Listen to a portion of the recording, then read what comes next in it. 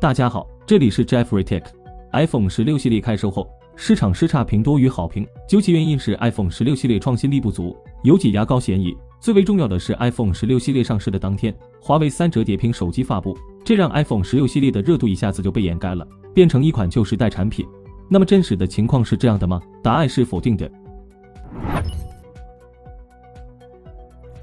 截止今日，距离 iPhone 16系列正式开售也有3周时间了。在这3周时间里 ，iPhone 16系列总销量节节攀升，创造了非常好的销售记录。据相关机构数据显示 ，iPhone 16系列全球总销量提升10%到12%左右，这大大超出了很多人的预期。据悉，苹果手机每年销量在2亿台左右，如果按照10%的提升，那么 iPhone 16系列的销售周期比 iPhone 15系列的销售周期要多出2000万台，这对苹果手机而言无疑是巨大的成功。而在某电商平台 ，iPhone 16 Pro Max 的销量已经排在第一，3周的时间销量超过20万台。对于如此高价位的手机，这样的销量，不说后无来者，也称得上前无古人了。那么问题来了，我们都不看好的 iPhone 16系列，但这款手机销量提升10%以上 ，iPhone 16 Pro Max 销量更是问鼎第一，背后的原因是什么呢？对此 ，Jeffrey 认为有3点。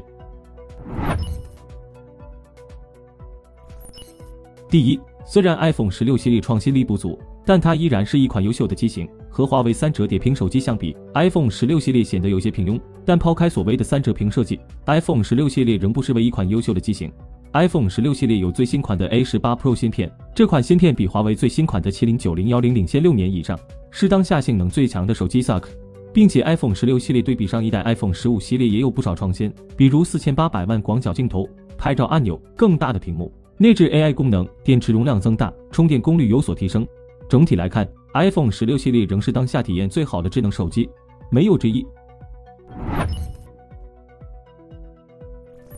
第二，网上没赢过，现实没输过，这就是用户对苹果手机的态度。在网上，我们可以看到很多嘲讽、调侃，甚至辱骂的声音，但更多的用户在购买高端手机的时候会更倾向苹果手机。基于这种情况，很多网友这样评价苹果手机：网上没赢过，现实没输过。其实广大用户对苹果手机的态度也是很好理解的，不管是生态圈、系统流畅性、处理器性能、使用寿命、品牌影响力，苹果手机都是业内领先的。只要苹果发布的新 iPhone 不那么拉胯，那么广大用户还是愿意为苹果手机买单。而现实情况是 iPhone 16系列的产品力可圈可点，是一款合格的 iPhone 机型。正因为如此 ，iPhone 16系列销量才会如此高涨，提升比例高达10%以上。iPhone 16 Pro Max 销量更是问鼎第一。第三，也是最关键的因素是，市场上还没有出现能抗衡 iPhone 16系列的机型。在新一代安卓旗舰新机到来之前 ，iPhone 16系列可谓是独孤求败，并没有手机能对它产生威胁。不过这样的局面很快就会迎来转变，安卓阵营新机已经蓄势待发，比如小米15。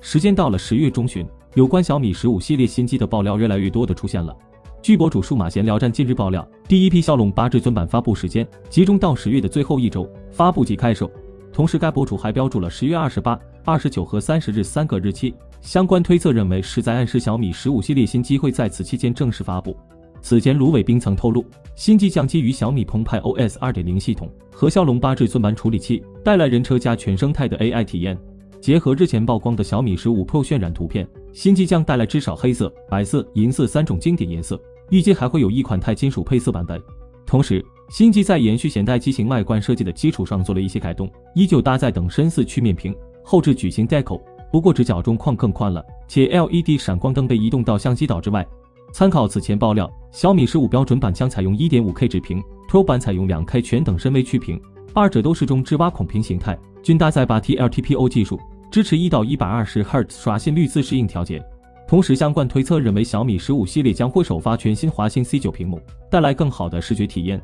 影像方面，小米15 Pro 后置或为5000万像素 Light Fusion 900F 1.4光圈主摄，加5000万像素超广角，加5000万像素索尼 IMX8585 倍长焦镜头，支持最新 AI 大模型超分算法。定位稍低的小米15标准版后置5000万像素超大底直立长焦镜头。性能方面，骁龙8至尊版芯片的 CPU 采用2+6架构设计，2颗超大核频率为 4.32 GHz，6颗大核的频率为 3.53 GHz， 对比前代骁龙8 Gen 3的 3.3 GHz 提升较大。此外，新芯片的单核性能提高35%，多核性能提高30%，加入了全新的 GPU 内插帧技术，支持游戏超分超帧并发，号称可以取代外挂独显芯片，带来媲美原生高帧的游戏体验。综合来看，骁龙8至尊版在多核心应用场景下具有更强的性能优势，有望为用户带来更加流畅和逼真的图形处理体验。业内人士透露，小米15起售价或突破3999元，预计会涨到4399元左右，不过该消息的真实性还有待观察。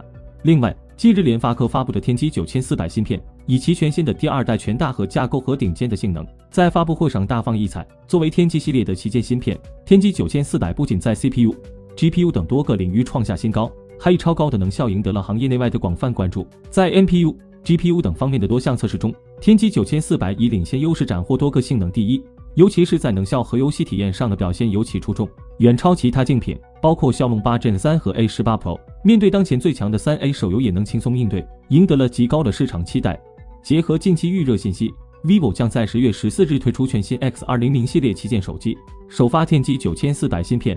而 OPPO 已官宣其全新 Find X8 系列将于10月24日发布，同样搭载天玑9400。也就是说，小米15系列新机的亮相也代表着骁龙8至尊版、天玑9400、苹果 A18 Pro 开启了正式 PK， 可谓挑战性十足。不过对于消费者而言，更多新机也就意味着将带来更多的选择性。想换机的小伙伴可以全面对比芯片、影像等配置后，结合实际价格进行购买。以上就是本期视频的全部内容了。你今年有换新机的打算吗？你会考虑安卓旗舰吗？欢迎和我们交流互动。想了解更多数码资讯，记得关注我们的频道。我们下期再见。